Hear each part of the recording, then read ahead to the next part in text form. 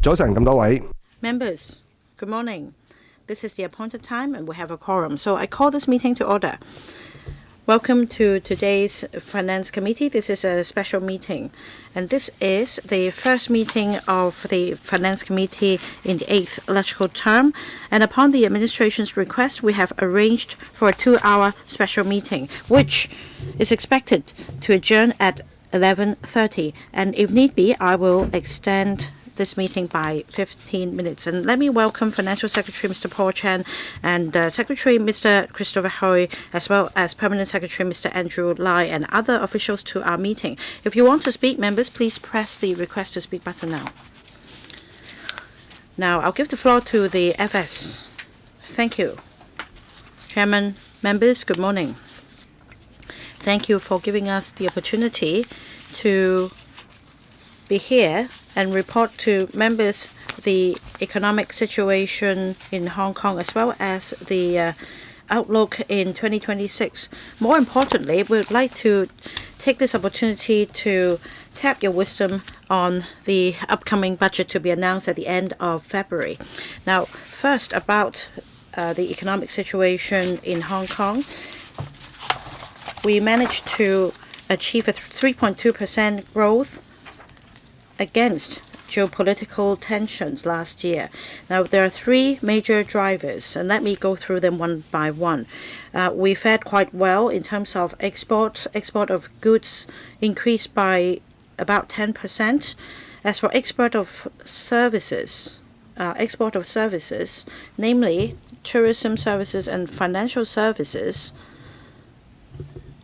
for the former, we recorded close to 50 million visitors last year, an apparent increase comparing to the figure last year.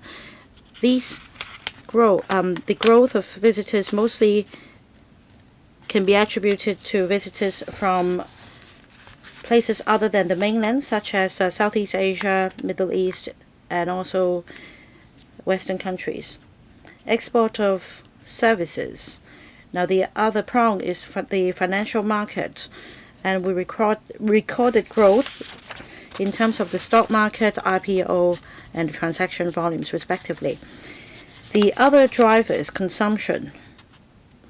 We recorded moderate growth in private consumption. In recent months, things have further improved, although this driver remains the weakest among the three. Now, on investment, we recorded a 2.5% growth. The inflation rate last year was about 1.2%, and that's relatively low. The unemployment rate at one point reached 3.9%, and it came down from the peak to about 3.8%. Now, there are three major areas prone to unemployment: construction, food and beverages, as well as retail. When I talk about the asset market later, I will elaborate on it. For the property market, things have remained stable, and we see a rise in terms of private developer projects, and that I'd say that the situation has eased for the construction industry. As for retail, this year private consumption remained weak because of strong Hong Kong dollars as well as northbound consumption. After the pandemic, be it visitors or locals, there has been a change in their consumption pattern that put pressure on the F&B sector and the retail sector. But in recent months, we recorded positive growth, especially between August and September. In fact, after around September, we recorded a monthly growth of about 6 to 7%. On catering, the pace of recovery was rather slow. but we managed to have moderate growth in July and August. As for property market, from January to November, property prices increased by 2.8%. Rental also increased by around 4.3%. As for commercial properties, there was a drop of 4.2%. For office space, there was a demand-supply imbalance at one point. But since the fourth quarter of 2024, we relaxed the rules in relation to the use of office space. For example, we allowed conversion of office properties into youth hostels. So we've recorded growth. As for the stock market, last year it registered a growth of 28% and also 13% the year before. As for transaction volume, last year the daily average turnover reached $250 billion, up by about 90%. So that's about the asset markets. In fact, we've received some positive news in relation to office buildings. Some multinational financial corporations, especially asset management companies, have begun to rent offices in Hong Kong. We also have some companies relating to the to crypto assets renting offices in Causeway Bay and Wan Chai. Now, in relation to trawling for talents and attracting enterprises, with the efforts made by Oasis since 2022, we have attracted about 112 key enterprises to come to Hong Kong with a total investment of about $60 billion. And these companies also create quality jobs. In 2024, Invest Hong Kong attracted 539 enterprises to come to Hong Kong. In 2025, over 550 enterprises came and create jobs to a tune of about 10,000. As for talents attraction, as at the end of last year, we received 580,000 applications, 400,000 of which were approved, and 260,000 talents have arrived in Hong Kong. So that's about talents.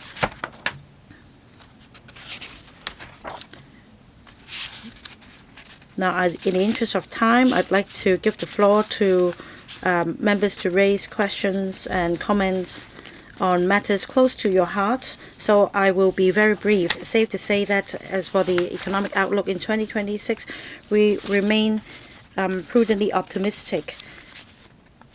The geopolitical tensions will continue to escalate, and that means greater fluctuations in the asset markets. Geopolitical tensions would affect the flow of capital.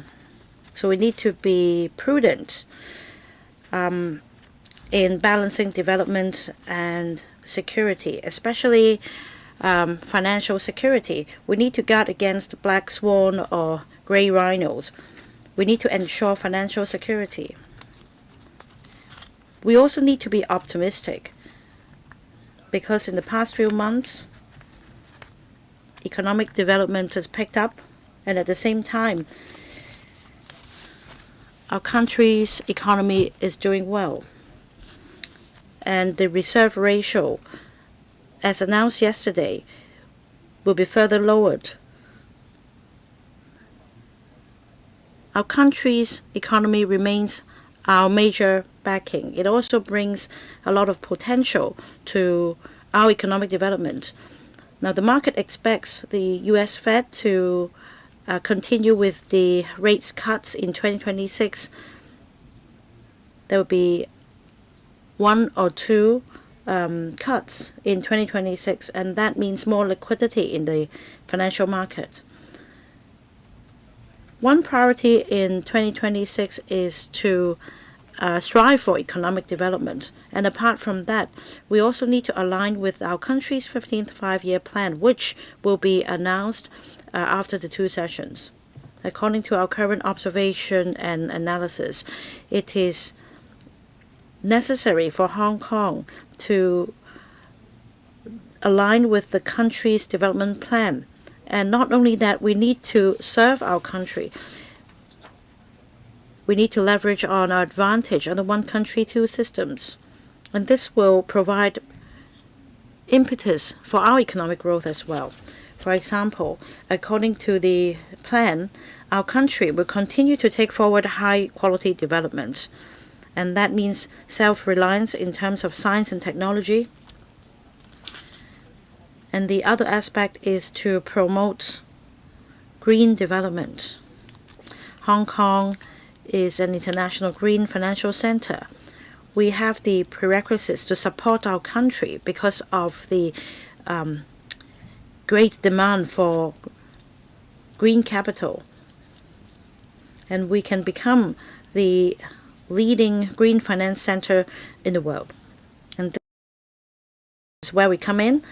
The 15th five-year plan also promotes high-quality two-way opening up, and that means mainland enterprises will continue to go global. Now, in terms of their supply chains going global, we can provide professional services, and the business sector can join hands with the mainland enterprises in going global. We can give play to our role as a super connector and a super value adder.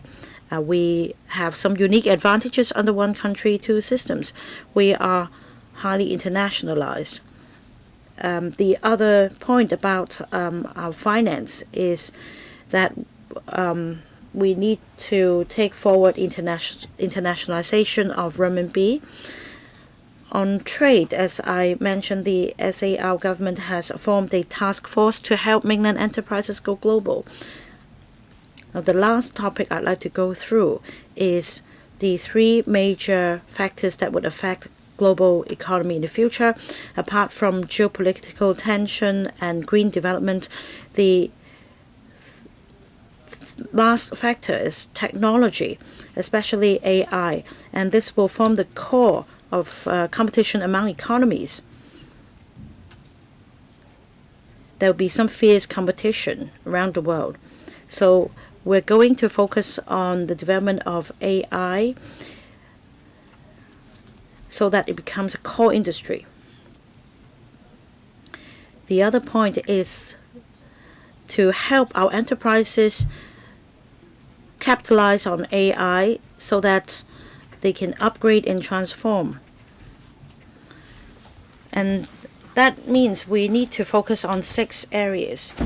In terms of AI, we need to enhance computing power and algorithm use cases, talent capital. Now, when it comes to use cases, we're going to join hands with our brother cities such as Shenzhen in the Greater Bay Area.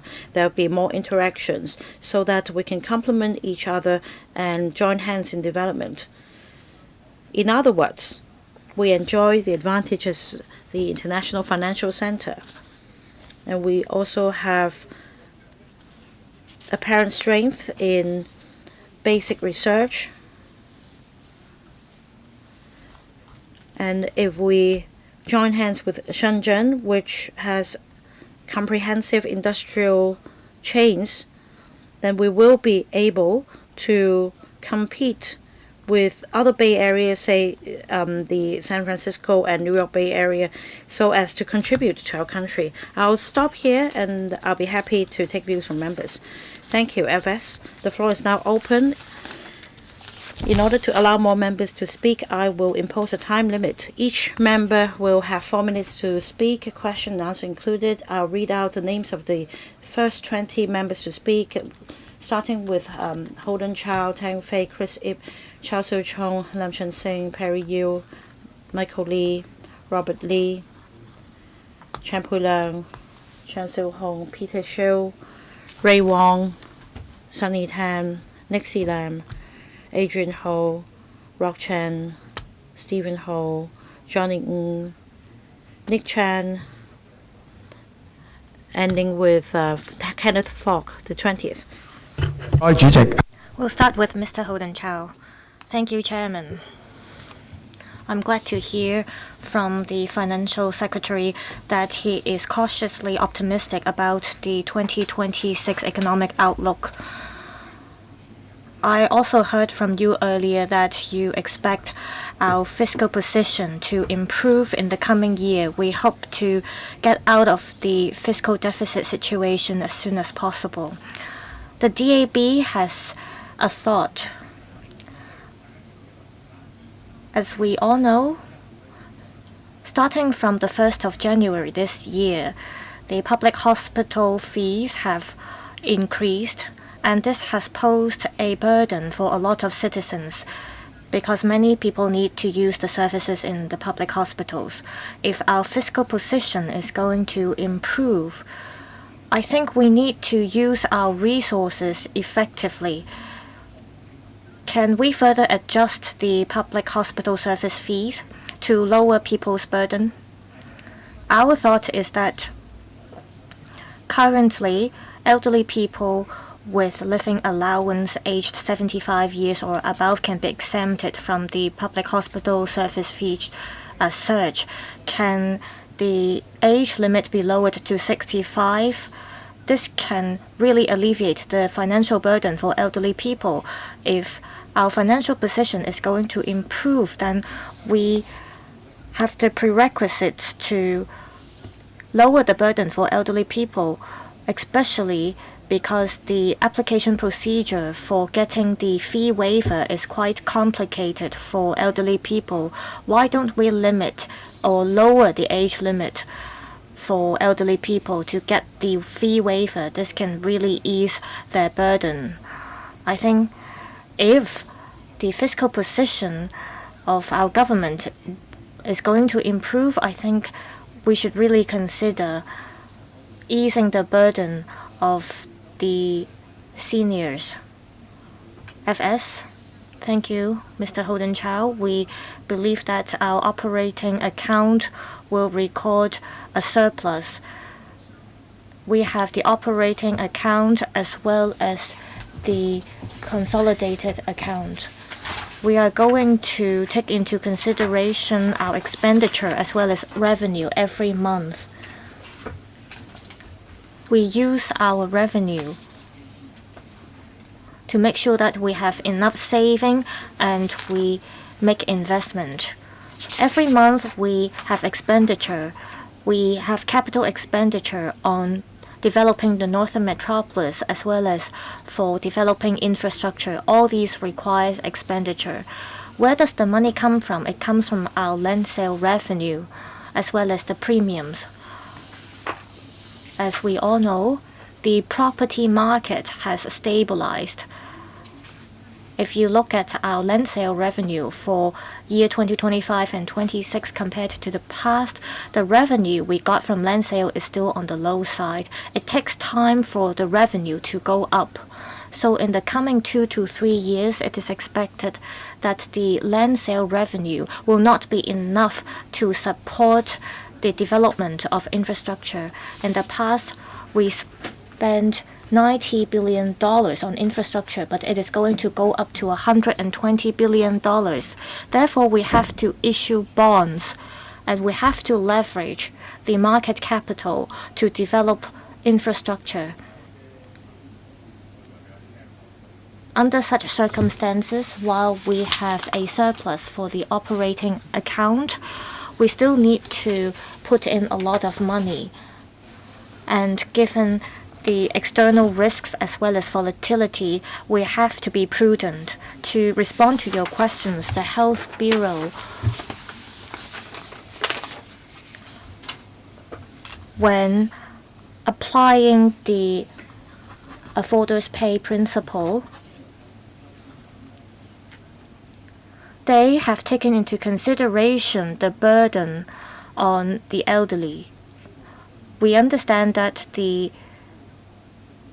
adjustment on medical fee could be a burden for those who have retired. We will take into consideration the rapid aging population, and we will continue to be prudent in this regard. Thank you. Mr. Tang Fei, I have two suggestions. Can the FS give an estimate on how much revenue it will bring for us to develop study in Hong Kong brand? There are currently a lot of limitations for primary and secondary schools to admit non-local students. People may have the impression that developing the study in Hong Kong brand has nothing to do with the locals. If we can give an estimate of how much revenue we can gain by developing this brand, it would help promote this initiative. Take the UK as an example. They commissioned the LSE to conduct a survey. During the first year of COVID, the study in UK brand has brought the UK £374 million of revenue. And in the US, the NAESA conducts a survey on how much revenue it can bring by admitting non-local students. Take year 2024-25 as an example. We had 88,000 people who are non-local students, and they had paid tuition fees. And in international schools, there were about 28,000 non-local students as well. So can we have an estimate of how much economic gain there is if we have more non-local students? Of course, the educational institutions in Hong Kong are not just for making profit. According to the FS this year, we're going to see an improvement in our fiscal position. Last year, there was a 2% cut on financial assistance for universities in Hong Kong. Will the government this year remove the subsidy cut for universities and for students in Hong Kong? I hope the government would consider this. Thank you. FS. Thank you, Mr. Tang Fei. I think the government shares the same view with you. I mentioned about national development and 3 centers, 1 hub. Given the current geopolitical situation, well, there are many Chinese scientists and engineers who perform excellently overseas, and they have been facing pressure abroad, and we welcome them to return to the mainland and Hong Kong. We want them to make good use of the platform in Hong Kong. This is because they can have access to the data from the mainland. They also have access to the data from the international community. So our universities have been doing their best to retain talents.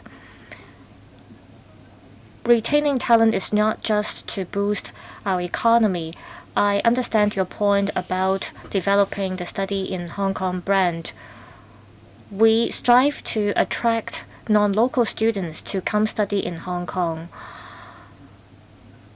However, at the same time, I want to tell local parents that we will make sure that local students will have a chance to continue their studies in the tertiary institutions in Hong Kong. So by admitting non-local students, local students will not be affected in terms of their chance to pursue studies in Hong Kong. Also, for talents who come to Hong Kong, we want them to stay here.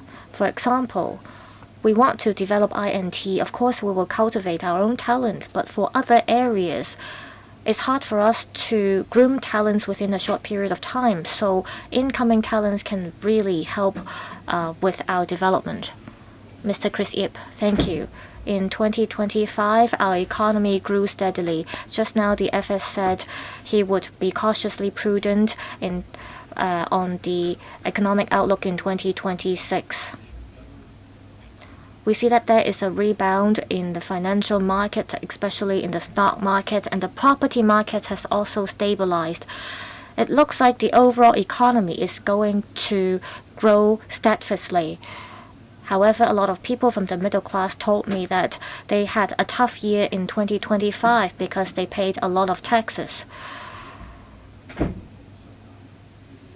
This is because there were removal of some tax concessionary measures. However, it seems like they couldn't feel the economic improvement. For those who have children, they did not see a pay rise, but their expenditure kept rising. For primary and secondary schools as well as DSS schools, their tuition fees went up by 4.6%. So in the upcoming budget, can the FS offers more tax concessionary measures for the middle class? For example, can the child allowance be increased?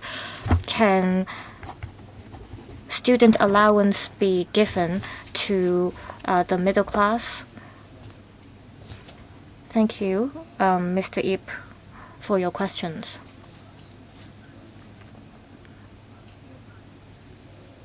We understand the pressure faced by the middle class. Indeed, during our consultation, we could see that people from different age groups have different needs. They need different kinds of support. For example, according to our consultation, young people have their needs too. So we have to take into consideration different factors when we decide on how we allocate the resources. We have to strike a balance. Last year, we removed the student grant, and the major consideration was that the Education Bureau was of the view that this was not absolutely necessary. That's why we cancelled the student grant last year. In terms of tax concession, just now you mentioned about the possibility of increasing child allowance. We will conduct a review. We will look at the adjustments in our tax concessionary measures over the past 8 to 10 years to see if there's room for adjustment. Mr. Chao Xiu-chung, I have 2 questions. I noticed that according to paragraph 6 of the annex of the government paper, for low-income households, those who are economically active, there are 98,000 of them.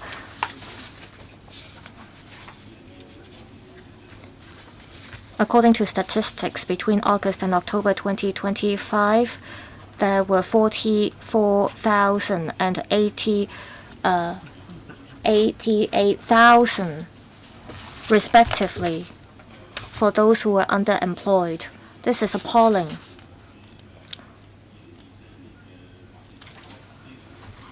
Between August and October 2024, the figures were 35,000 and 5,200, which represents a growth of 25% and 60% respectively.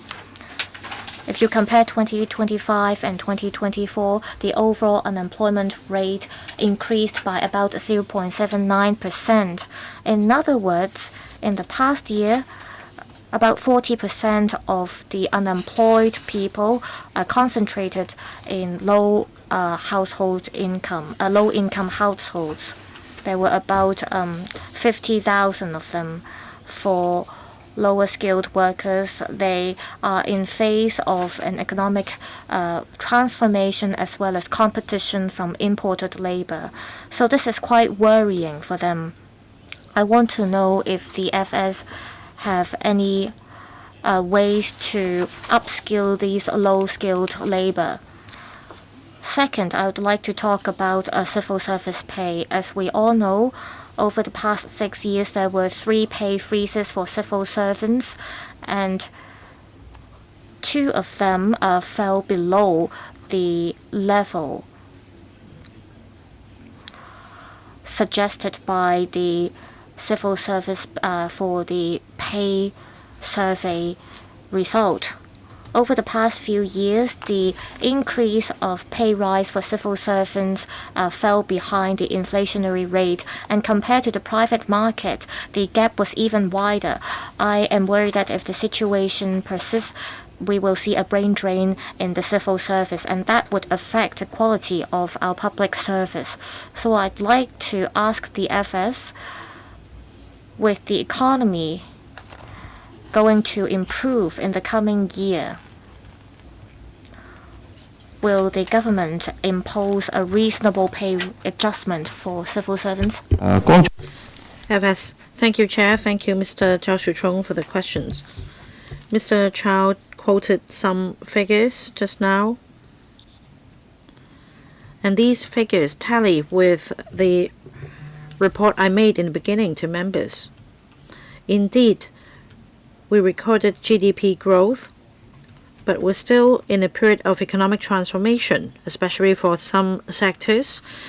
In the past year, some sectors like finance, trade, I&T performed quite well, but for some other sectors such as retail, catering, with low-skilled jobs, they face the challenge of economic transformation. But I'm sure that things will continue to improve with general improvement in the economy. And Mr. Chow also mentioned imported labor. Our colleagues at the Labor and Welfare Bureau are closely monitoring the situation and assessing the situation. Now, there is also a need for some of the in-service workers to upgrade their skills and receive free training. The ERB will provide some upskilling courses for different groups with different educational background and skill sets. There will also be subsidies, and it is hoped that these workers will benefit from the training courses. As for civil service pay adjustment, as we all know, there is an established mechanism. This mechanism takes into account development in the private sector, the pay trend survey, the government's fiscal position and economic situation, as well as the economic outlook.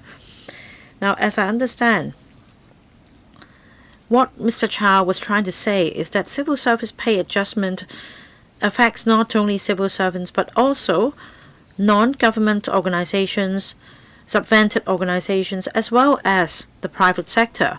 Many private companies would have regard to the civil service pay adjustments in considering any pay hike. So I do agree that it has far-reaching implications, and we need to be careful and complete the survey first. Mr. Lam Chun Sing. Thank you, Chair. FS, I understand that you have made a lot of efforts to improve the government's fiscal position, and I appreciate that. I'd like to talk about policies to encourage childbirth. The government has changed stance. In the past, the government didn't want to step in, but now the government has become proactive. The government has rolled out measures to encourage childbearing, such as a cash subsidy, in order to boost the birth rate. I'd like to have more of these policies. For example, for a family with one newborn, the parents would get $20,000. Now, what if the family then has a second child?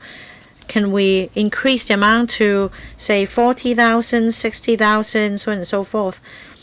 If we take a tiered approach, there will be more child allowances when they pay the tax, and this will be an incentive. There is a child care leave for civil servants. The government should allocate more resources in this regard. As I understand, for the childbirth cash subsidy, the government has set aside $2.2 billion. The funds have not been exhausted. And like the other member said, for a middle-class family with 2 or 3 children, they actually face a lot of financial pressure. So I'd like to hear from the Financial Secretary whether there are new initiatives. Thank you, Mr. Lam. Of course, we encourage parents to have more children in Hong Kong. I'd like Mr. Andrew Lai, the Permanent Secretary, to supplement. Yes, like Mr. Lam Chun Sing said, apart from the $20,000 cash subsidy, we also have the policy initiatives announced in the Policy Address 2025. And that means starting from this financial year, for the child allowance of the newborn in the first year, a taxpayer will have double the amount of the allowance, and that will be a kind of support for the new parents. Next, Mr. Perry Yu. Thank you, Chairman. I thank the Financial Secretary for listening to us, and I'd like to make 2 points. I need to declare that I am a member of the Hong Kong Airport Authority. Now, on bolstering our status as an aviation hub, I have this comment for the Financial Secretary. Yesterday, it was announced that the passenger volume in 2025 of our airport reached 61 million. That's, of course, upward trend. It's, of course, good news. But still, we need to have regard of our capacity, which is 120 million, and that means only half of the capacity has been used. We can do more to further revive the aviation industry and bolster our status. The government should formulate policies in this regard. So resources should be allocated to provide incentives for either the local airline company or those overseas to draw up new routes, fly in Hong Kong, so as to bring more overseas visitors to Hong Kong. This will help further bolster our status as an international aviation hub. Now, I turn to my second point, that is boosting local spending. Because visitors do come, but they spend only up to 1/3 of total consumption. We still rely heavily on local consumption. At the District Council, there is a task force to discuss matters relating to the local economy. Now, I hope that there will be dedicated funding to support the work of district councils in this regard, and that we can develop, for example, in-depth local tourism so that locals will be able to spend more and learn more about the characteristics of districts. There will be greater cohesion in our community as well. FS. Thank you, Chair. Thank you, Mr. Perry Yu. Of course, we need to bolster our status as an international aviation hub, but it takes time to plan the new flight routes, and that is why years ago we planned the third runway in order to cater for the needs of development of the aviation industry. In recent years, there have been drastic changes in the external environment and deepened geopolitical tensions. And for a while, media in other places smeared Hong Kong, and that hampered our pace of recovery, especially for the European and American markets. We'll continue to tell good stories of Hong Kong through our tourism sector and our business sector. We will hold more mega events and various activities to attract more people to come to Hong Kong, so that when they come here, they will see for themselves that Hong Kong is a place of vigor, and that people will be willing to come again. As for the aviation hub, in fact, as I understand, for the local airline, the flight tickets are quite costly recently. To my understanding, they've reached 90 or even 100% of capacity. And as for long-haul flights operated by overseas airline companies, there are different things to consider, such as geopolitical tensions. That has caused a drop in their passenger, in number of passengers, and they also need to avoid certain areas of airspace for various reasons, such as the Ukraine-Russian conflict. And that means higher costs. Now, the airport authority, for a while, provided subsidies for these overseas airline companies to use that route to Hong Kong. But because of geopolitical tension, it will take time for things to go back to normal. The second point is that, say, for airline companies in Hong Kong, if we are to operate more outbound routes, we need to focus on some key markets. Apart from the traditional markets, say America and Europe, would also like to dovetail with the national strategy. That is, for example, the Belt and Road and Global South. As for tourism spending, I'm fully on board with you. For locals, they play a very pivotal role in boosting spending locally in, say, retail and F&B sectors. Apart from doing business, it's equally important that people feel happy about it. So we should leverage on the unique characteristics in different districts. We shouldn't just rely on visitors.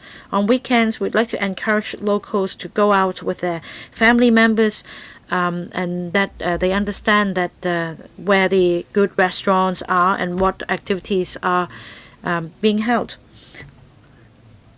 Mr. Michael Lee. Thank you, Chair. Well, the economy has picked up. I think that this is felt by everyone in Hong Kong, especially as reflected in the recently vibrant stock market. As for SMEs and micro enterprises, we also benefit from government policies such as the mega events economy and also day and night vibes, as well as the Farm Fest recently held. This Farm Fest was very popular. And perhaps we can hold more bargain sale or fairs by joining hands with the retail sector representative like Mr. Peter Shill. We can sell dried seafood, electric appliances, or other home appliances that can showcase the characteristics of Hong Kong. At the moment, the streets are quiet at night. Financial Secretary, will you come up with ways to encourage people to go out more and stay out late? For example, by providing concessionary movie tickets at night and encourage more operators to open late, till late. There can also be some pop-up events in shopping malls, some crossover events. My next point is about the Greater Bay Area. It is necessary for us to integrate into the Greater Bay Area market.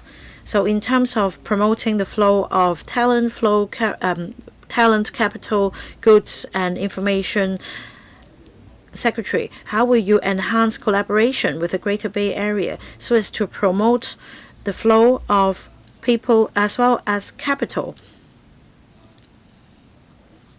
between Hong Kong and the Greater Bay Area with 18 million population? FS. Thank you, Chair. Thank you, Mr. Michael Lee. Now you talked about the bazaars, fairs, and other events. Some of these events are very popular, such as the Wine and Dine Festival, as well as other events at the Waterfront Promenade. We've tried to hold activities in various forms in different districts, incorporating the elements of the particular districts. For example, if you go to Sham Shui Po, you will see that there are unique characteristics. So we need to showcase them in order to attract visitors and help boost local business. We do need your help. We also need the help of district councils. Tell us what you think so that we can better meet the needs of the districts and the general public. If you have specific proposals, tell us and we'll actively consider them. In general, I do agree that we should try to hold activities in as many districts as possible. As for late night activities, how should we encourage people to stay out late and take a stroll after dinner or have a drink afterwards? We do need the support of the business sector and the community. Say, for the Greater Bay Area, the singer Zhao Shen recently held a concert in Kai Tak, as you may have noticed. I also noticed that for some other recent events, people ask if the audience came from Hong Kong or from other Greater Bay Area cities, and I'd say that it's a half-half situation. So be it Kai Tak or West Kowloon Cultural District, we don't limit our audience to locals only. That's not what we have in mind, because if we do that, there will not be sufficient audience to support the facilities and the box income. And we won't be competitive in inviting performers to come. And that is why we need to combine our strength with the Greater Bay Area to make our events more attractive so that we can attract more people to watch the shows and more performers to perform the shows here.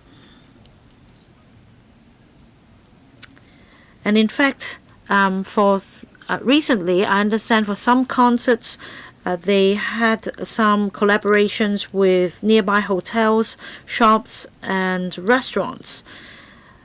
Packages were offered to keep concert goers here for a night or two. Next, Mr. Robert Lee. Thank you, Chairman.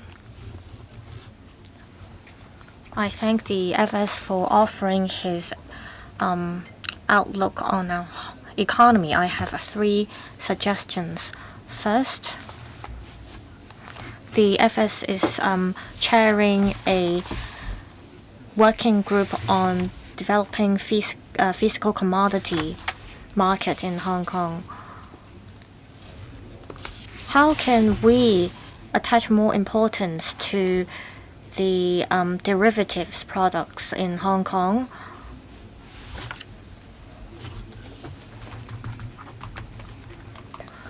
A lot of people in Hong Kong would like to buy futures, and are there any marketing scheme or incentives for futures companies in Hong Kong to develop the relevant products?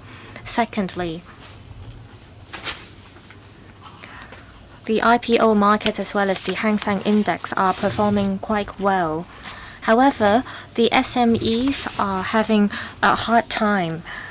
It's hard for them to upgrade and transform themselves within a short period of time. Will the government set up funds to offer support to SMEs so to lower their compliance cost as well as cost on developing IT technologies? There were similar funds in the past, but they were spent elsewhere, not on SMEs.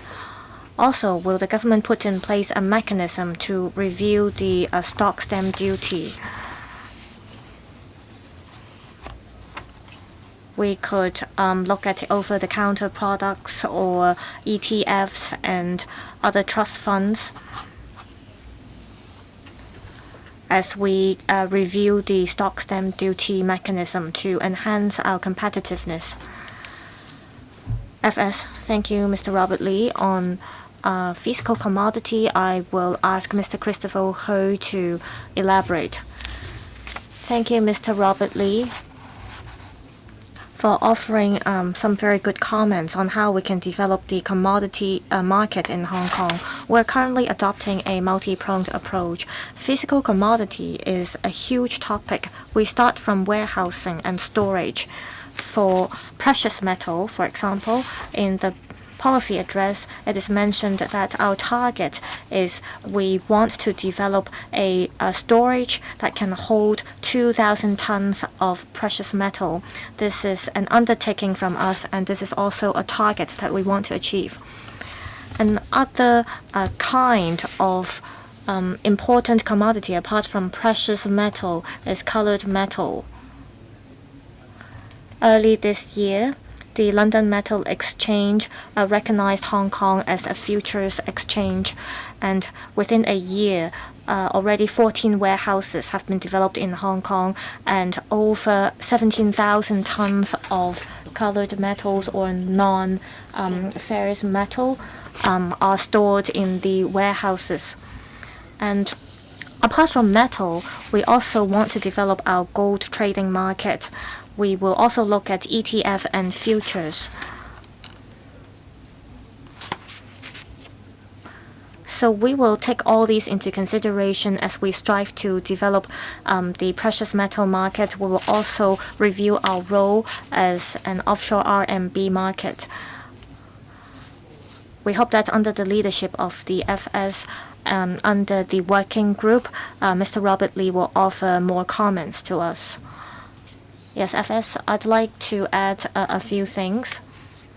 For the compliance cost as well as costs devoted on IT technologies, we have, through the Hong Kong Stock Exchange, offer subsidies to small and medium-sized futures and securities company. We will review whether there is further room to increase the subsidies. Currently, there is fierce competition in the financial market. That means we're facing international competitors as we develop our financial market, be it for transactions or for settlement.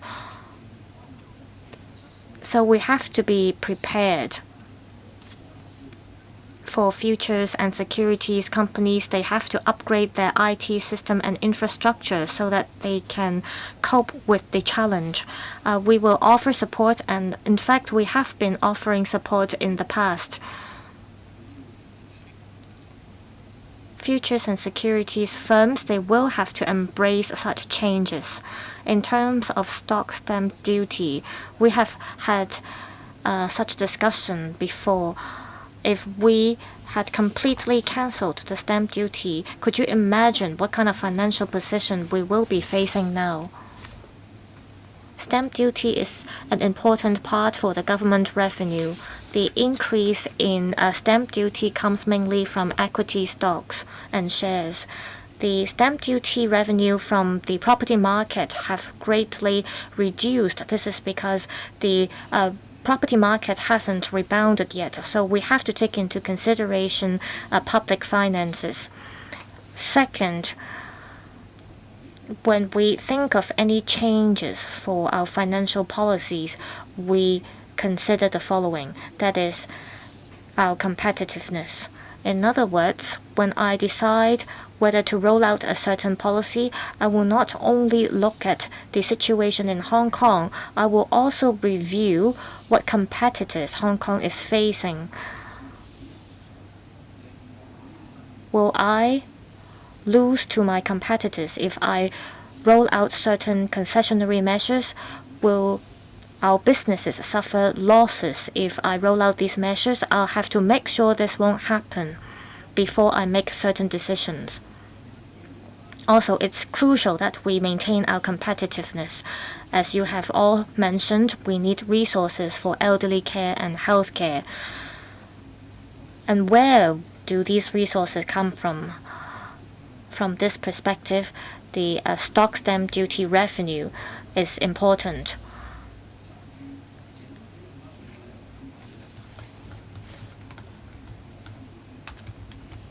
I have already said it very clearly that I will not lower the stamp duty on stock transfers.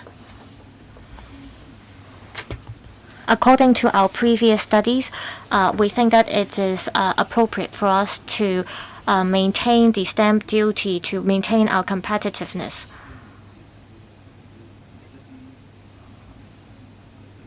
On the other hand, for REITs or REITs,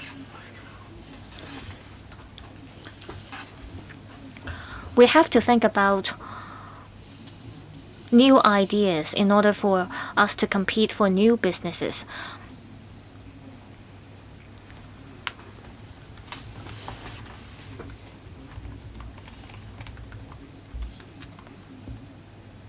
We have to, however, take into consideration other factors. We have to hold the bottom line for ordinary citizens.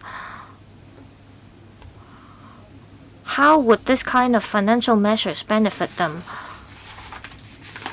Of course, they might not look at the overall picture, but we cannot neglect their feelings. We want them to enjoy the fruits of economic growth as well. For us, it's not just about boosting the GDP growth. We do not look at just the figures. We do hope that our citizens can benefit from the financial development so that they know this is connected to their lives. Mr. Chen Pui-Leung. Thank you, Chairman. I have two questions. First, on infrastructure bonds. I understand that one way to finance the Northern Metropolis project is for the government to issue bonds.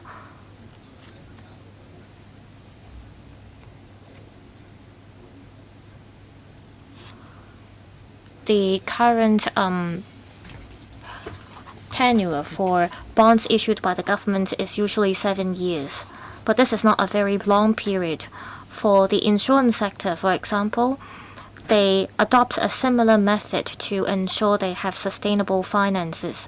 For the tenure of the bonds issued by the government, can it be increased to 10 years or longer so that more insurers can make investments into bonds issuance? Every year, we have about 150 to 190 billion dollars of bonds issued, and for insurers, they have a huge demand. So, will you issue bonds for gold, for example, to benefit insurers? Secondly, on talent cultivation, there was a pilot scheme on training up practitioners in the insurance sector, which is a great scheme.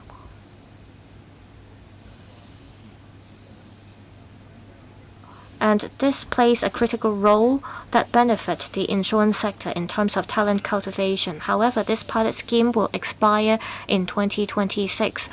I heard that after the expiry of the scheme will not be continued.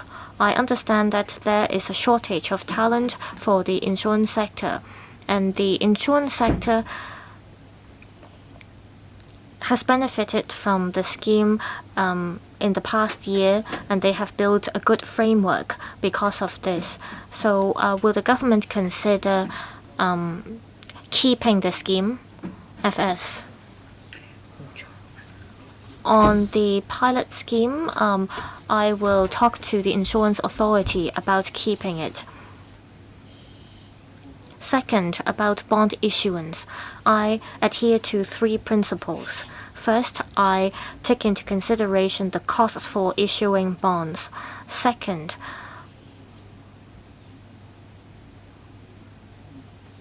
I think about the cash liquidity to see if it matches the cost of issuing bonds. Third, I look at the bond market, and then I decide how many bonds we should issue and the tenure for the bonds. Normally, we issue bonds for 3 to 7 years at most. It is like saving money in your bank accounts. If you deposit the money for a longer time, then the interest rate will be higher. So if I issue bonds with a shorter tenure, the cost would be lower for us. Our debt ratio is quite low and we have a good credit rating. And so we might as well issue bonds of shorter tenures. That's our consideration. Second, we look at the cash flow needs. For the Northern Metropolis project, we need upfront investment for infrastructure and site formation.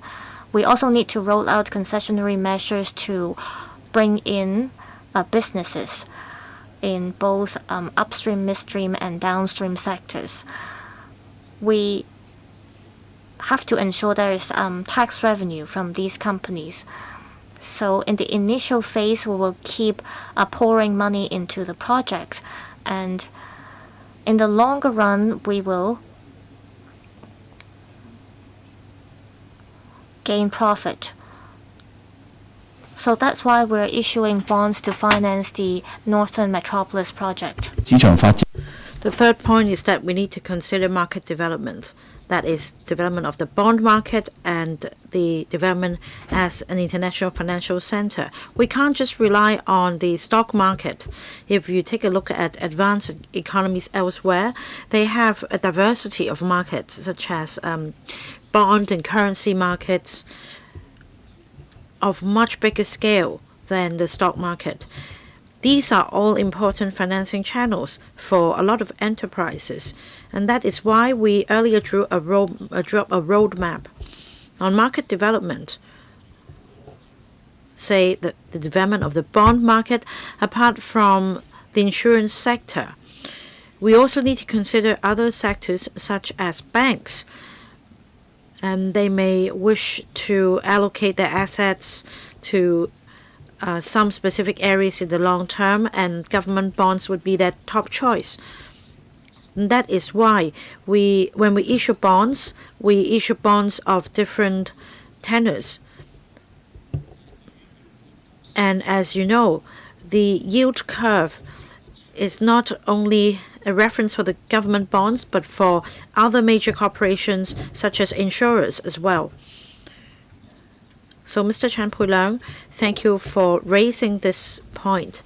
We do consider multiple factors for our future bond issuance size and tenors. We will have regard to the needs of the market. Mr. Chan Xiu-hong. Thank you, Chairman. Chairman, as I heard from the Financial Secretary in his opening remarks, for the estimates and medium forecast in 2025-26, we could expect the operating account to achieve surplus in 2026-27. Of course, this is subject to a lot of external factors and uncertainties. Now, we are also concerned about expenditure as well. For the medium range forecast, if we take a look at the page 17 of the PowerPoint, from 25-26 all the way to 29 and 30, the operating expenditure will go up by about 2% on average per year, up to $15 billion. How should we consider this figure? The government has rolled out measures and initiatives to enhance efficiency. There are also initiatives relating to manpower savings. And with an increase in operating expenditure by about 2% per year, would the Financial Secretary explain how we can, or what result would be achieved, just to reassure the public, because some of these initiatives may not bear fruit in just 1 or 2 years. My second point is about capital expenditure, or rather public works spending. Now, for the Northern Metropolis, upon completion, it will bring enormous economic and social benefits. And as the Financial Secretary mentioned, in the coming 5 years, the capital expenditure will also increase from $90 billion to $120 billion.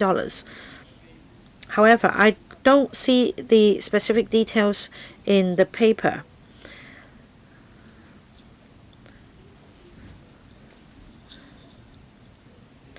In other words, I don't see the expenditure being increase in the expenditure being included in the medium-range forecast.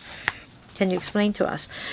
FS, thank you, Chair. Thank you, Mr. Chan Sil-hong. I will invite Permanent Secretary Mr. Andrew Lai to give you more details. About Mr. Chan's point on operating expenditure, we announced the medium-range forecast in February last year, and according to the estimates then, the operating expenditure will go up from 624.2 in 2025-26 to 682 in 29-30. That's a 3% increase. It's a rather moderate increase. It can be explained as follows. First, the Financial Secretary announced in the budget that there'll be an enhanced program to cut spending, and for the coming 3 years, the government departments will see a 2% cut in their expenditure. So there will be an actual drop in expenditure. At the same time, as announced in the budget, there will be new initiatives to support Hong Kong's development, and that accounts for the increase in expenditure. For spending cuts, it refers only to the operating expenditure of the government. We have not taken into account other statutory spending such as pension fund for retired civil servants, the old age living allowance, or other social welfare payments. They will be dispersed according to the existing policies. So like the Financial Secretary said, with an aging population in Hong Kong, we'll continue to see increases in social welfare spending. And we'll try to rein in any increase in operating expenditure.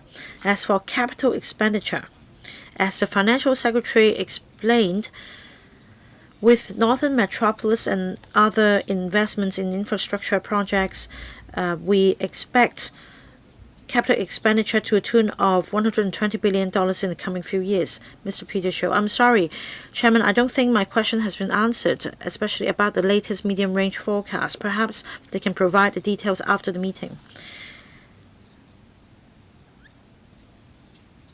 In fact, after the announcement of the budget, we will provide a detailed list to the Legislative Council in due course. Right, we have less than an hour left. I'd like to allow more members to speak. So please focus on only asking, say, one question, and that the administration can also provide shorter answers. Mr. Peter Shiu.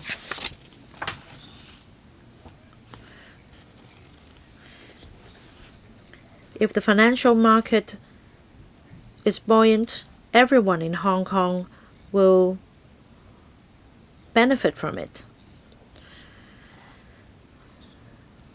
The retail sector will fare better, and that means other ancillary industries will benefit from as well, such as advertising, transportation, so on and so forth. So it's important that we keep our status as an international financial center, and we're having more and more inbound tourists. We should all chip in telling good stories of Hong Kong. But on weekends, many friends of mine would like to go up north.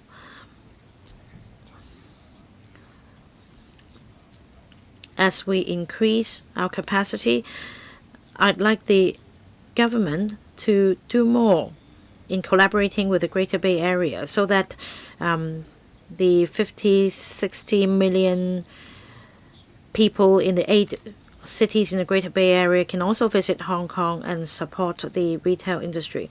As for MICE, as I understand, we are recovering well. We're also tapping markets such as Thailand and Singapore, and they have other policies to support development in this regard as well. Next, on bond issuance, I think is a must. I, for one, support it.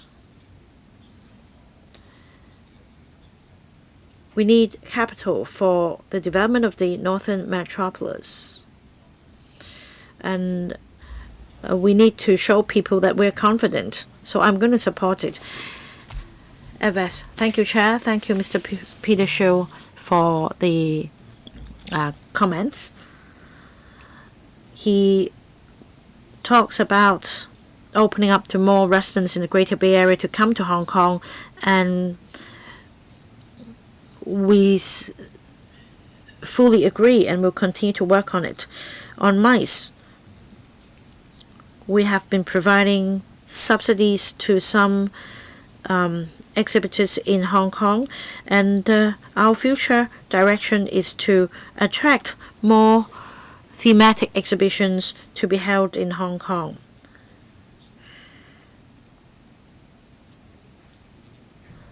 Since the participants of MICE are usually high-spending overnight visitors, and they would definitely help boost our economy. Mr. Ray Wong. Well, thank you. I have two questions, but I'll try to finish them in 2 minutes. Most SMEs benefit from this fund. It's a 1-to-3 matching fund. Now things have changed. We need to pay $100. In order to get $100, we'll need to pay $75 first, and this is really a deterrence for many SMEs to use Bud Fund. I hope the ratio can be changed, and you can drop KPIs and assess the performance of these projects. You can even use AI to check, and that we can gradually move the ratio from a 1-to-2. 1-to-2 to 1-to-1. Many SMEs rely on AI as well. It's our core competence, like the FS said. So you need to review the arrangement. My next point is about IP.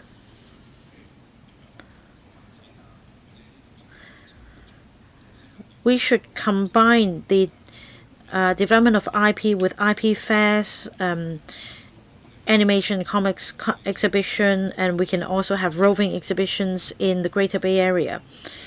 We can also have robots on show here. So we adopt this concept so that we can join hands with the Greater Bay Area, and that there will be an opportunity for local IPs to take part in exhibitions in the Greater Bay Area. Thank you, Mr. Ray Wong. For Bud Fund, there is a need to adjust the matching ratio. Like you said in the past, the government dominated the ratio, but there is a need to tap different markets and expand the scope of the fund. Bud Fund was established years ago. Our original intention remains the same. We want to help SMEs go global. But meanwhile, we need the business sector to do more as well. I note your comments. We'll see if there is room to adjust the ratio. In general, although the government's portion is now smaller, we continue to support enterprises in going global, and will expand the scope of the fund. As for IP, this will be a very important driver for future economic development. Especially young people nowadays spend money in order to have better experience. Consumption carries a sentimental value, and that's the change in the consumption pattern. So creative products and IP will form the major economic driver in the future. Japan and South Korea have been doing well in developing IP. The mainland is picking up as well. So there is a lot of potential. And on top of that, I think we can include another perspective, and that is we want to let the world know more about the soft power of Chinese culture. So we welcome further views from you, Mr. Wong. 司長， Mr. Sunny Tang. Thank you, Chairman. According to the recommendations for the 15th Five-Year Plan, there is mention about traditional as well as emerging industries. There are 8 major traditional industries mentioned, including the textile industry.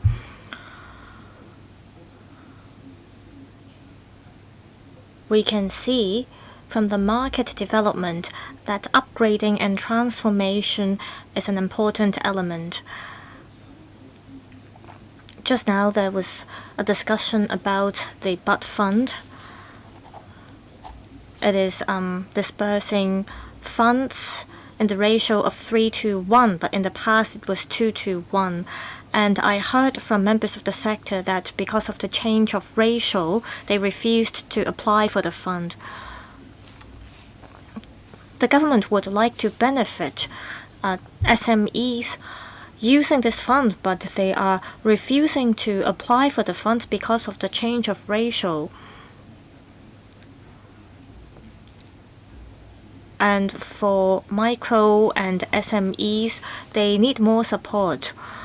So we can disperse different amount of fund based on the needs of different companies. We want to help SMEs upgrade themselves so that they can develop e-commerce. And I do think that we need one-on-one support for these businesses. Now, turning to the development of AI, it is a part of the upgrading and transformation for businesses. Will there be matching services or financial support for companies in Hong Kong in this regard? FS? Both Mr. Ray Wong and Mr. Sunny Tang mentioned about the BUD fund. I have heard your views. On one hand, we have limited resources and we want to make good use of the resources. So our target is to allocate resources in a targeted manner.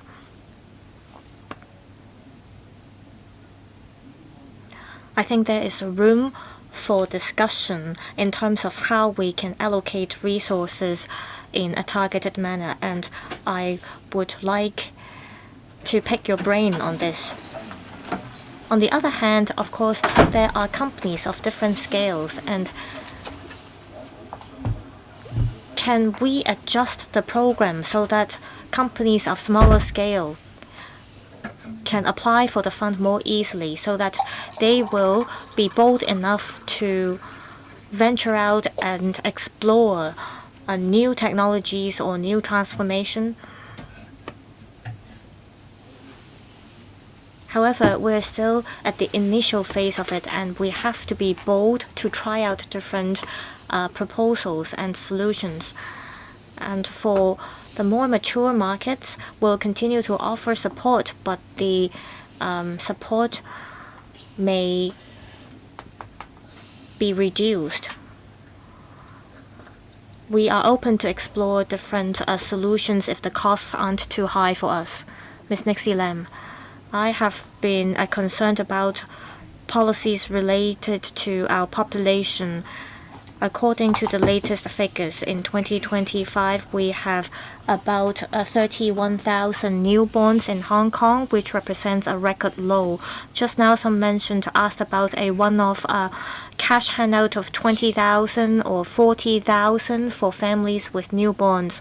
I think this kind of one-off relief measures aren't very helpful for families in Hong Kong. Of course, cash handouts are always welcomed by citizens, but we need long-term support such as childcare services. According to research, a lot of families in Hong Kong think that they cannot have children because they do not have parental support or relevant capability. In the mainland, there are services that offer support to citizens on educating their children. I think we need more services from the maternal and child centers. If we can offer this support, it would really help boost our birth rate. Of course, in the short run, handing out cash like $20,000 could be a quick fix, but in the long run, we do need policies to support our parents. As mentioned, for the middle class that are facing immense pressure, there are elderly members in their families and also children, and that all requires money. How can we tell people that bearing children is not a burden for them? FS. Well, thank you very much for the valuable comment. Indeed, it is not an easy task to educate our children. It is a lifelong career. We will always be worried about our children, even after they have grown up. Of course, we do want to support different families in Hong Kong, including young couples. For young couples, they face pressure from work. They need to develop their career, and at the same time, they have to take care of their children. So they do face immense pressure. How can we do better to help them? Like Ms. Nixie Lam said, it's not just about giving birth to children for families. It's about how to raise them after they are born. In terms of childcare services and other support, we will look into this to see how we can do better. Mr. Adrian Ho. Thank you. I have 3 questions for the FS. First, according to the government paper, in the third quarter last year, the GDP growth recorded 3.8%, which was very good, but the unemployment rate increased from 3.5% from Q2 to 3.9% in Q3, especially for low-skilled workers. Are you worried that on one hand we see economic growth, but on the other hand the economic growth is not benefiting the labor market? How can we ensure that on one hand we have economic growth and at the same time people from the grassroots can benefit from the growth? My second question, the strong side and weak side comfortability undertaking were triggered, and the deposits decreased from $164 billion to $57 billion for the bank.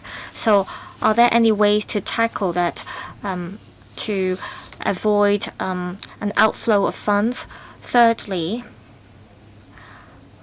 are there any measures to be put in place to attract overseas businesses to come to Hong Kong? As I understand, the number we have attracted is still on the low side. FS. I thank Mr. Adrian Ho for the questions. We have recorded positive growth for our economy, but at the same time, our unemployment rate dropped from 3.9% to 3.8%, and the number stayed there afterwards.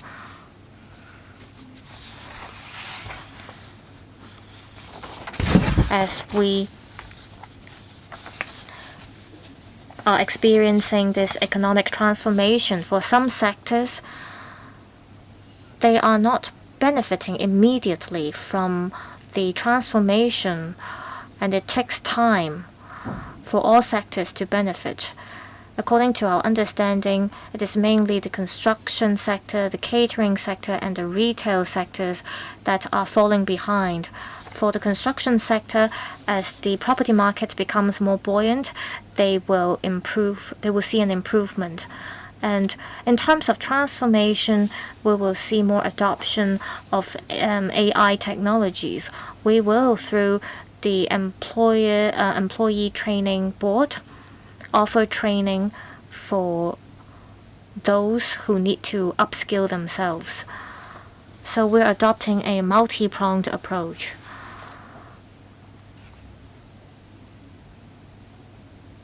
Just now there was a question about weak side convertibility under ticking.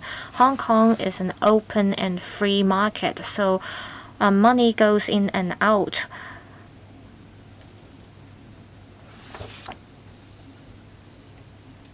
We have to ensure that there can be free flow of capital under one country, two systems, so that people outside Hong Kong are fully confident that there won't be any control on foreign exchange reserve. This is because Hong Kong is a free port, and Hong Kong dollars is linked to US dollars. And under this premise, we tried our best to manage any financial risks. As for bank deposits, it reached about $50 billion. For us, it is at a healthy level. This reflects that capital is going in and out. Apart from monitoring a spot market, we are also looking at the futures market. Overall speaking, I don't see any special circumstances where the Hong Kong dollar market is being attacked, and we will continue to monitor the situation prudently. In terms of IPOs or attracting businesses, we're trying to attract companies from Southeast Asia as well as the Middle East. I hope that we will have more good news in the coming months. I've talked to intermediaries as well as law firms. As far as I understand, they are launching projects that see collaborations with Southeast Asia. Mr. Rock Chen, over the past few years, we have seen the stock exchange rebounding, and there is revenue from stamp duty in this regard. If there is an outflow of funds, the market will become sluggish. So according to history, we have seen Hong Kong stock market going up for 4 years in a row. But as at the end of 2025, S&P index has already increased for 13 years consecutively. Would the government take this opportunity to roll out market optimization policies to attract more long-term capital, to lower the risk brought by capital volatility or fluctuation? Also, we're in the inaugural year of the National 15 Five-Year Plan. Hong Kong can contribute to our country in terms of developing green finance, I&T, as well as professional services.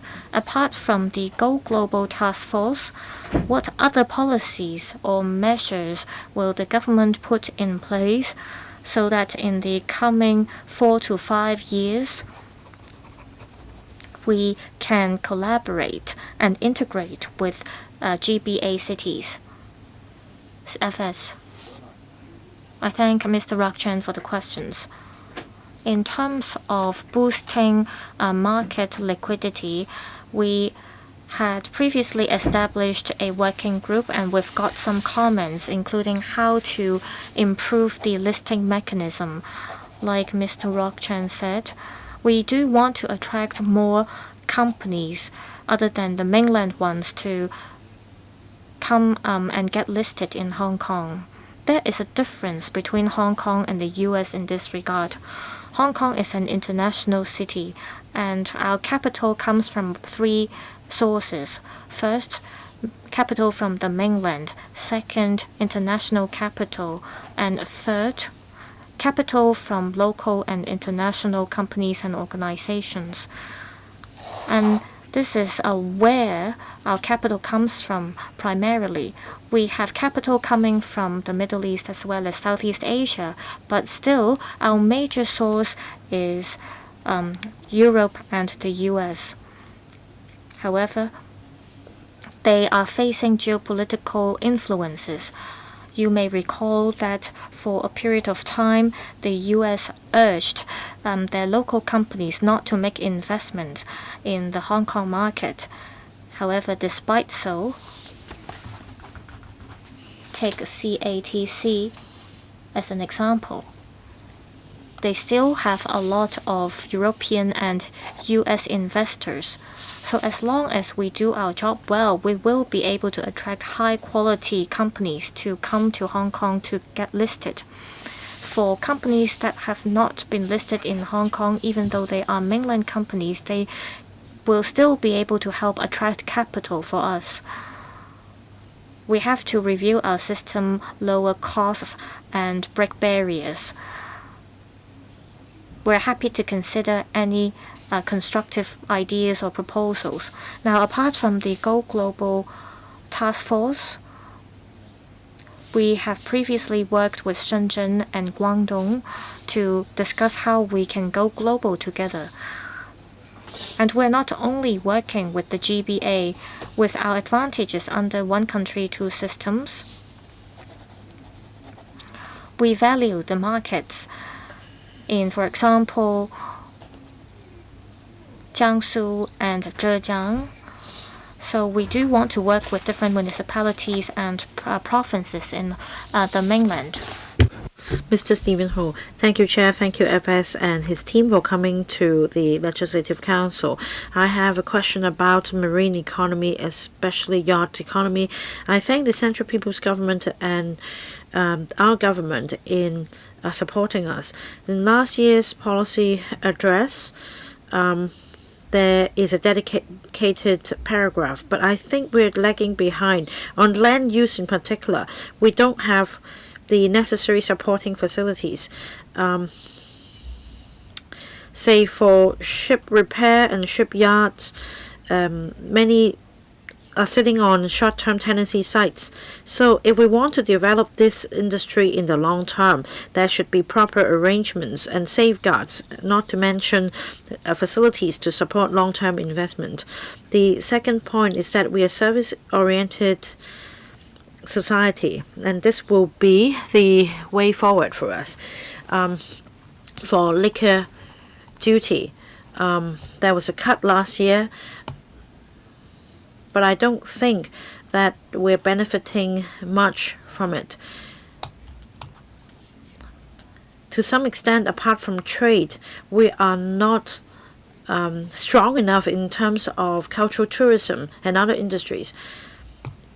And we also need to mount publicity to tell us the downside of drinking and the health impact. For example, there was a course in relation to wine tasting, but the operator tried to apply for a $20,000 fund from the VTC to no avail. So I'd like to have a roadmap. The last point is about civil service pay adjustment. Can these FS tell us more about that? Because this will impact on civil service staff morale, as well as what happens in the private sector. FS, thank you, Chairman. Thank you, Mr. Ho, about land use to support yacht economy. I'm sure that this is on the top of mind and the agenda of the Development Bureau. Now, you mentioned short-term tenancies. As you know, the tenure usually runs for 7 years. And if an operator would like to invest on the infrastructure, it will be very difficult to achieve a break even in just 7 years of tenancy. So what if we extend the tenure from 7 years to 15 years? Are there ways to help people make long-term investments? We'll try to do that. As for the liquor duty, and this culture of drinking in general, the VTC runs relevant courses. You mentioned the subsidy. We can conduct a review, but on the whole,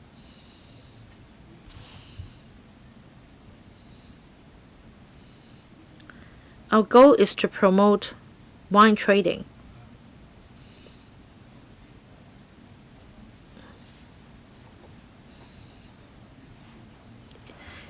If we are to promote drinking in the community in general, we also need to consider the impact on public health. And that is why I'm not stressing binge drinking or drinking of liquor in our culture. I just want to say that at least this can bring economic benefits to us. Mr. Johnny Ng. Thank you, Chair. In the past few years, the government rolled out various measures to increase government revenue and improve the economic environment. And I appreciate that. I have two questions. On page 17 of the slide, I'm concerned about revenue and expenditure. In 2025-26, the books are still not balanced.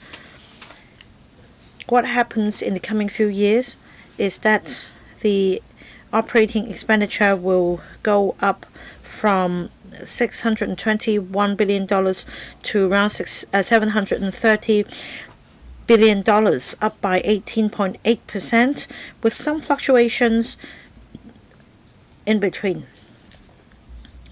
So I'd like to hear from the Financial Secretary the reason why this curve exists.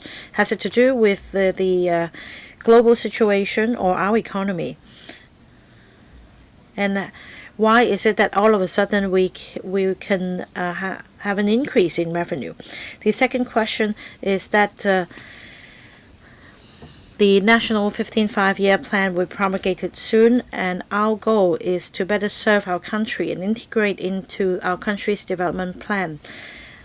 Specifically on internationalization of renminbi, are there policies to be rolled out by the government, such as, for example, developing more products that are renminbi denominated? Would you encourage more issuers to use renminbi, and also gold and commodities, as well as RWA, precious metals, all kinds of products? Will these help renminbi go global? Thank you, Chair. I will ask Mr. Andrew Lai to supplement the point about the revenue expenditure.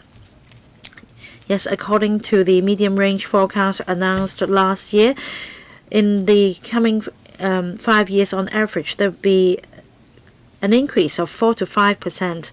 Now, Mr. Johnny Ng referred to what happens in 2027, 28, and that revenue increases particularly drastically.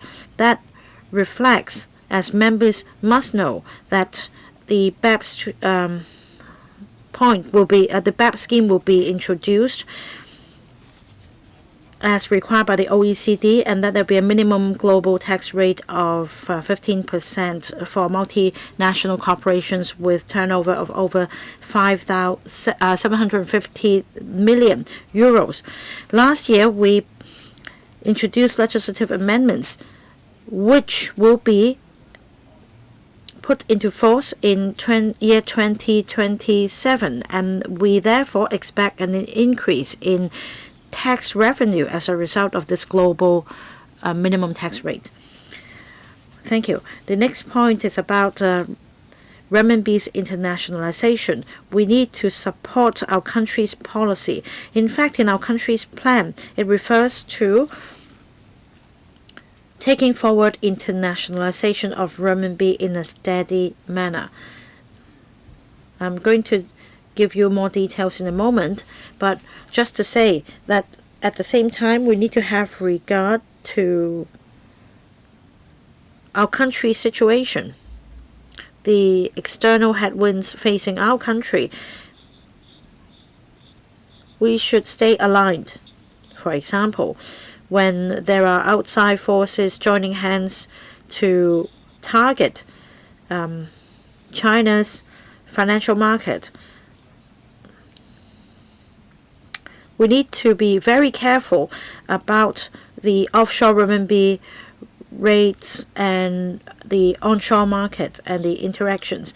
So whilst working towards internationalization of renminbi, we need to be careful and work with our countries well. I will focus on 3 aspects. First, making Hong Kong the offshore renminbi hub. Say if you want to buy petrol, you can settle in renminbi. That means the Middle East will be getting hold of a lot of renminbi as well. So for the purpose of risk management, we need to develop a basket of renminbi-denominated products for risk management and for investment. Second, the export to our country accounts for 15% globally, but despite this figure, settlement in renminbi around the world only accounts for 4%. There is great potential for renminbi to be used as the settlement currency. We need to improve infrastructure in this regard. The third point is about liquidity, and as I said, we will make steady progress. Mr. Nick Chan.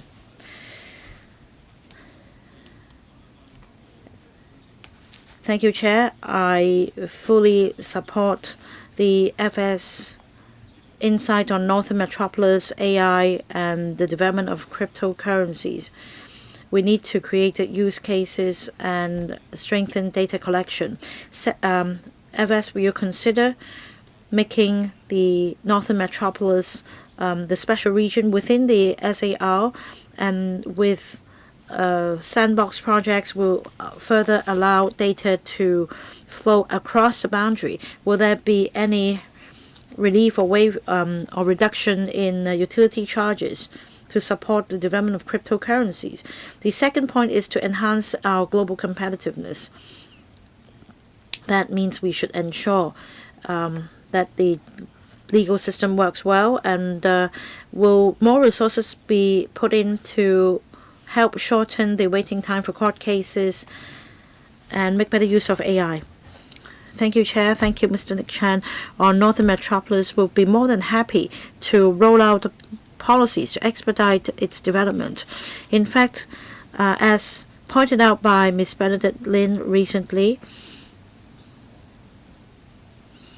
the Northern Metropolis development is undertaken based on this large-scale disposal approach. That means the SAR government used to complete all infrastructural development before inviting tenants. Now, with a top-notch enterprise, you can, if you have your own technology, if you're able to create jobs, then you can just take up this space and go ahead. And that planning can be done on a larger scale. It is important to attract talents as well. We'll be happy to keep things flexible in terms of granting land. The second point is about this special policy of allowing data to flow across the boundary. We need to be very careful, however. For example, in the loop, there is a consensus with the mainland counterpart to allow some of the elements to go across the boundary. And whilst achieving steady progress, we will further explore further opening up of this policy, such as biosamples. We need to be very careful when it comes to sensitive data like DNA. As for the law courts, as I said, we enjoy a unique advantage under one country, two systems. One important pivot is our legal system. We practice common law in Hong Kong. We have courts deciding on cases, and the Court of Final Appeal decisions have always been respected in other common law jurisdictions. Our cases are cited in the judgment of other common law jurisdictions as well. So we need to showcase to the world the advantage of our judicial system and our legal system. This is very important in our efforts in attracting investments and enterprises. We're happy to support your call. Mr. Kenneth Falk, thank you. I have 2 points to make. Just now, Mr. Chao Shu-chung mentioned about civil service pay rise. Well, I hope the government will actively think about adjusting the pay for the civil servants. I think it will create a knock-on effect. And I believe the assistants we hire by LegCo members also follow the civil service pay trend. So we do hope to have an upward adjustment to the civil service pay. Now turning to culture, sports, and industry development. Our country in the reports over the past 2 years attached great importance to the development of culture and sports. Thanks to the SAR government, we have had many mega events, especially after the commissioning of the Kai-Tak Sports Park. For visitor arrivals as well as visitor numbers, we are ranked the top among Asia. We've got very good feedback. How can we further leverage the infrastructure? In the past, there were one-off subsidies for those in the sectors, but we want to really develop the industry. We have to be an incubator or investor instead of one that only offers subsidies. There are many such examples in the international community. Governments are important stakeholders to ensure long-term development for culture and sports. I think we need to have an overarching policy to make sure that we can build the culture and sports industries. I'd like to hear from the FS about this. Secondly, about sports venues and recreational venues. There are many that fail to comply with the standards currently, where situation permits. Can the government renovate or upgrade these facilities and recreational and sports venues to make sure that we have the capacity to stage large-scale and international mega events? FS. Thank you. I have heard your views about increasing civil service pay. I'm not going to reply to this question anymore. For the culture and sports industries, they are rising. They are emerging industries. For sports, we want to promote sports for all. We also want to promote elite sports, and sports can help us become healthier and happier. So we're more than willing to promote the sports industry. As to how we can be the catalyst or the investor, the CSTB has been exploring this. It has been working on ensuring integrated promotion and development for the culture and sports and tourism industries. If you have any constructive ideas, please share with us. We'd like to tap your brain on this. As to whether the government can allocate more resources to improve the recreational facilities so that it can benefit the public, well, we have to set priorities as we decide on resource allocation. Thank you. We have less than 15 minutes left for this meeting. Will the FS and your team stay for another 15 minutes? All right, so we can we'll extend this meeting by 15 minutes. Next, Mr. Eric Yim. Thank you. Just now, the FS shared some figures with us, and they are very encouraging. I hope that in the coming few years, we will continue to see high-quality development in Hong Kong.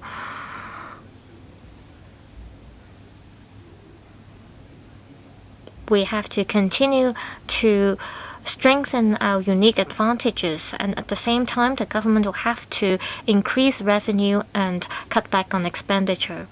I am particularly concerned about the fiscal deficit. For example, for Hong Kong Post, I suggest that the government pay closer attention to its development. According to the Audit Commission's report from 2014 to 2024, Hong Kong Post recorded a loss.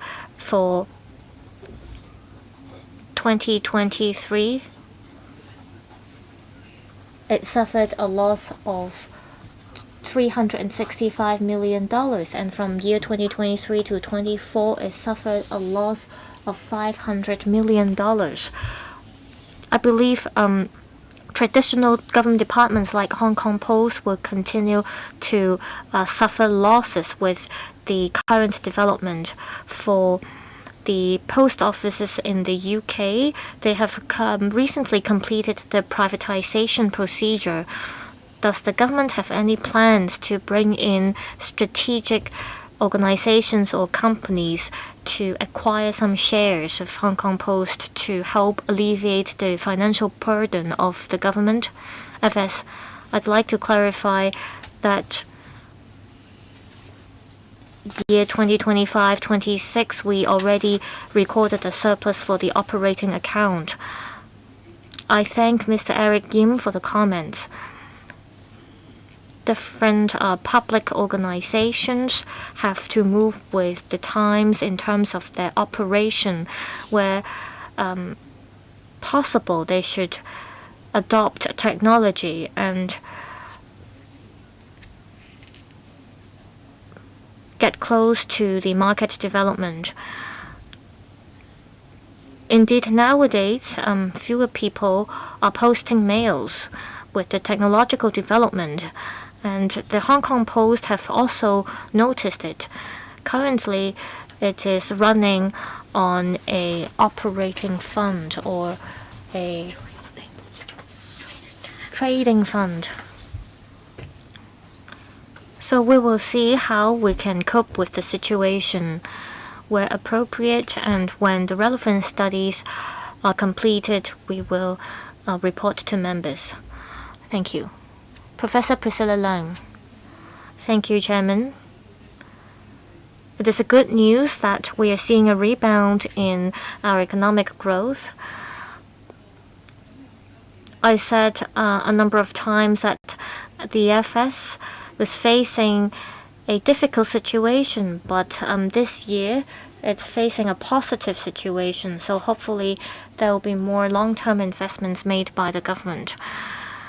Now I'd like to focus on the university town in the northern metropolis. I've talked to the heads of the UGC-funded universities, and they would all like to promote the international education brand of Hong Kong. And the first step they have to do is that they have to come up with their own financing plans. In this regard, they hope there could be more support from the government so that when they move to the university town, the government could offer support in terms of financing their operations. They have to finance a lot of development projects on their own already, so they need extra support. Secondly, on developing the international education brand, we need both hardware and software. In terms of software, we first need to build infrastructure before we attract people to come. However, without talents, you may talk to the universities themselves. If the professors have the option, they would not want to travel far to other places. So we must give better offers to attract people to come. We have to give them incentives. I'm working for a university, so I know how to attract overseas scholars. There are great Chinese scholars overseas. How can we give them good deals? How can we give them good offers? Well, we have to think about whether we can offer subsidies to their children, and can we offer tax breaks to them as well? A lot of start-up talents would like to come to Hong Kong. However, we have to ensure that we can allocate resources to local universities so that they can offer good packages to attract tech talents to come to Hong Kong. We should, for example, come up with a white list for tech talents or tech enterprises. FS. I thank Professor Priscilla Leung. On the development of the university town, we give our full support. As mentioned, according to the 15th five-year recommendation, we are a talent hub, and this is how we can contribute to our country. We offer a lot of flexibility to universities. Universities have established their own funds. This is because the government offers financial support to them regularly, so they are capable of retaining talents themselves. And this can be seen from the development of STEM education. We have offered financial support to them to help them retain talents. So in this regard, there is flexibility for universities, and we have been offering financial support to them. Now, in terms of attracting tech talents to come to Hong Kong, there are many Chinese tech talents who are willing to return to Hong Kong or the mainland. The freedom we can offer to them could be an incentive. We are exploring how we can support these talents or universities from different perspectives.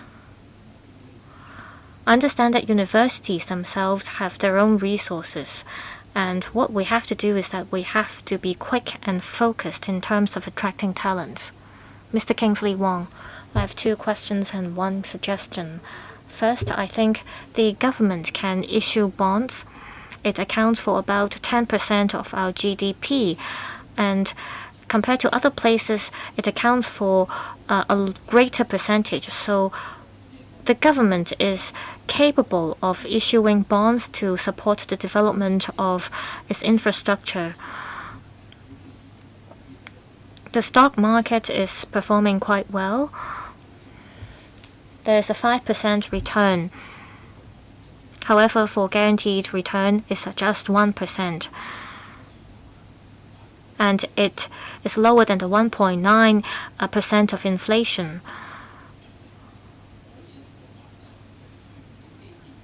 Can the government, through issuing bonds, ensure that there is guaranteed return under the MPF scheme so that wage earners can enjoy a better return? In the past, there was a return of 3.5 to 4.75% for bonds issued by the government. Now, I want to know about how we can make better use of the MPF funds. We have about 10 to 20,000 people who are aged below 40. For civil servants, for those who have worked for 3 years for the government, they can enjoy a higher percentage of MPF contribution from the government. A few years ago, the FS said property prices were high, and so the MPF funds could not be used by the public for purchasing homes. Can we relax the relevant restrictions now? 投資。FS, thank you, Chairman. Thank you, Mr. Wong, for supporting us in issuing bonds for infrastructural development. Now, like Mr. Kingsley Wong said, we're definitely not going to spend what we get from bond issuance on operating expenditure. Allowing MPF to invest in government bonds so that scheme members have steady returns, that's a very good suggestion. We'll look into that. What about the other point, allowing MPF contributions to be retrieved for purchasing properties? I'm sorry, I need to supplement. We need to study that first. The objective of Mandatory Provident Fund is to help employees save up for retirement. It's a kind of retirement protection. If we allow the contributions to be retrieved before retirement for other purposes, this will eat into its function of providing retirement protection. Of course, Mr. Kingsley Wong also pointed out that after withdrawing MPF contribution for the purchase of property, if it's for self-use, then upon retirement, you can apply for reverse mortgage, and that you get monthly payout to support retirement spending. And that is a rationale that we can look into. Mr. Kenneth Lau. Chairman, we recorded 3.2% growth in exports, with more visitors coming to Hong Kong, with better financial market prospects and increased consumption. It seems that we are recovering well. And the government also receives more in terms of stamp duty income. And we're going to achieve operating surplus sooner than expected. This is good news for Hong Kong people. But then there are uncertainties brought about by geopolitical tensions, and investment sentiment will be affected. Some countries are now in the midst of war and conflicts. All these are external challenges.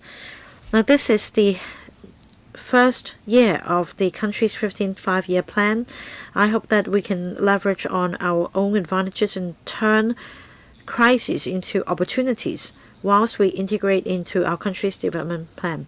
On support for grassroots, government fees and charges will go up, and I've heard from the general public that they do complain against the fee hikes, such as vehicle license fees, university fees, and fees for public health care. The grassrooters even complain that they dare not go to a doctor because of the increased fees. They'd rather go to Shenzhen. So when the government achieves operating surplus, will there be room to slash the fees? Second point, we need to enact dedicated legislation to support the northern metropolis development, to facilitate, for example, the flow of people, capital, information, and goods. And I want to have more details on compensation for land resumption. Will the budget this year focus on the northern metropolis? FS, thank you, Chair. Thank you, Mr. Lau, for the comments. As for the financial burden on grassroots, I am aware of the comments, and I gave my answer before. On the aging population and healthcare, the Health Bureau already explored the issue, and that we've come up with a design when users who are better off will pay more. We are closely monitoring the impact on the general public. As for Northern Metropolis, we are doing our planning, and that details will be included in the budget. definitely the budget will contain paragraphs on the Northern Metropolis. We're still discussing with the relevant policy bureaus. Mr. Mark Chong. As 2 weeks ago, I received the tax demand note, and I see a bigger sum than the year before. So my first question is, with increased taxes, how should somebody in a sandwiched class like myself cope with it? As for rates, property prices plummeted by 20%, whilst the level of rent continued to go up. According to this paper, from January to November, property prices rebounded by 2.8%, but rental increased by 4.3%. Well, I own the property and I am paying more for the rents and rates, and I am aggrieved. And we also have property owners who are lack of means and retired. Some of them collect scrap from the street. They're scavengers. Because of this traditional Chinese value, we strive to work hard in order to save up to buy a flat. Now, when these people reach retirement age, they rely on the old age living allowance of some $4,250. They need to pay up to $1,000 or more for management fees of their properties each month. They also need to save up for the building renovation.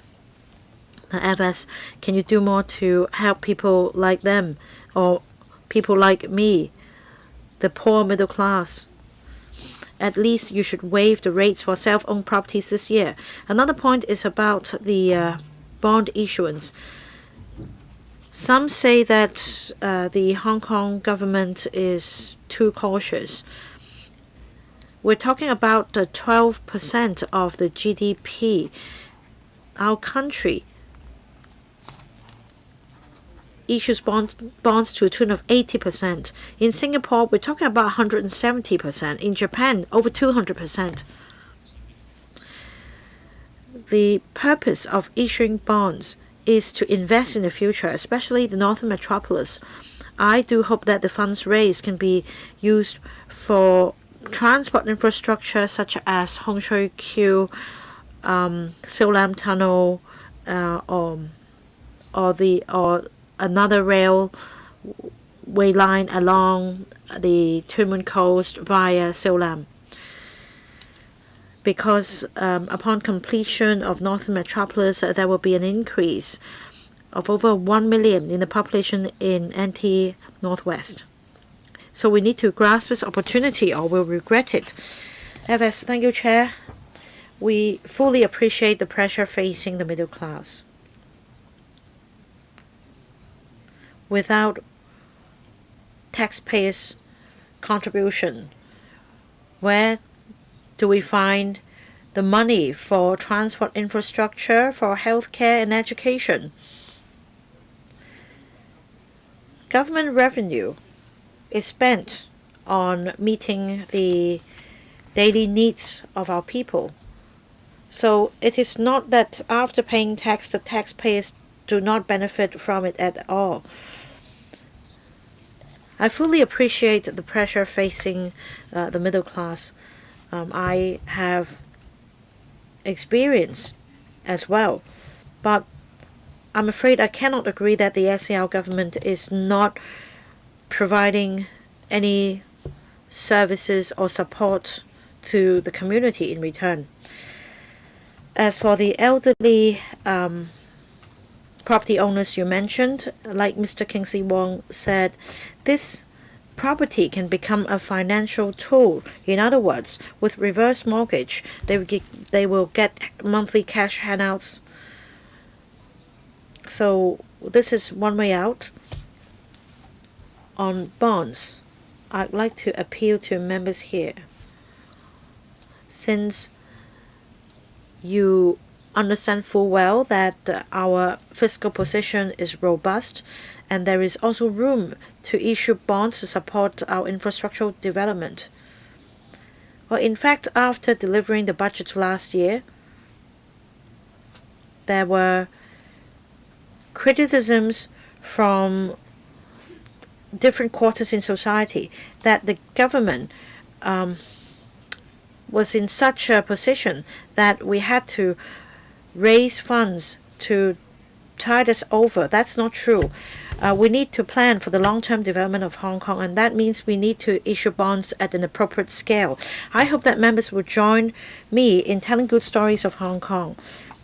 In fact, every year I meet with international credit agencies and foundations, and they fully acknowledge the government's efforts in tackling the pandemic, and they acknowledge our fiscal policies as well.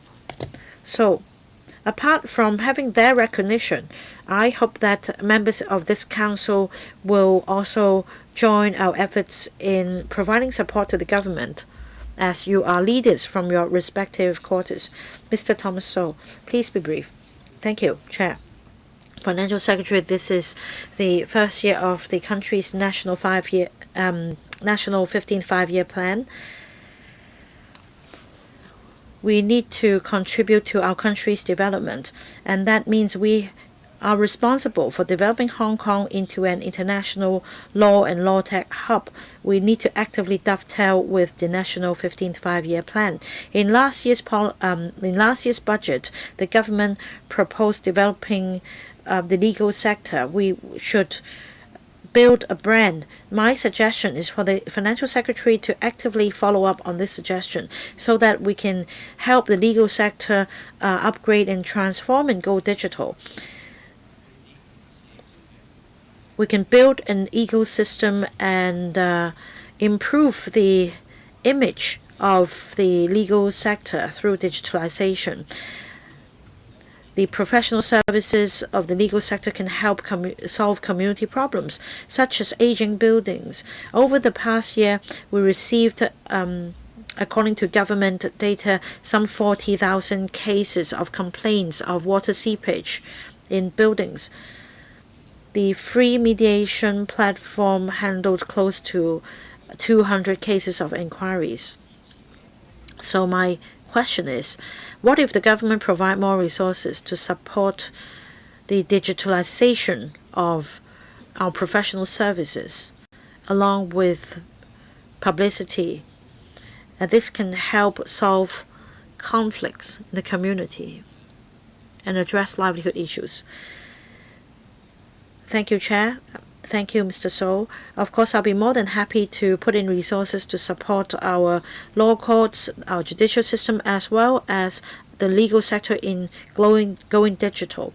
And you mentioned one very important point, and that is establishment of the headquarters of IOMED in Hong Kong. It's an international organization, and it also shows Hong Kong's importance as a legal services hub and the rule of law under one country, two systems.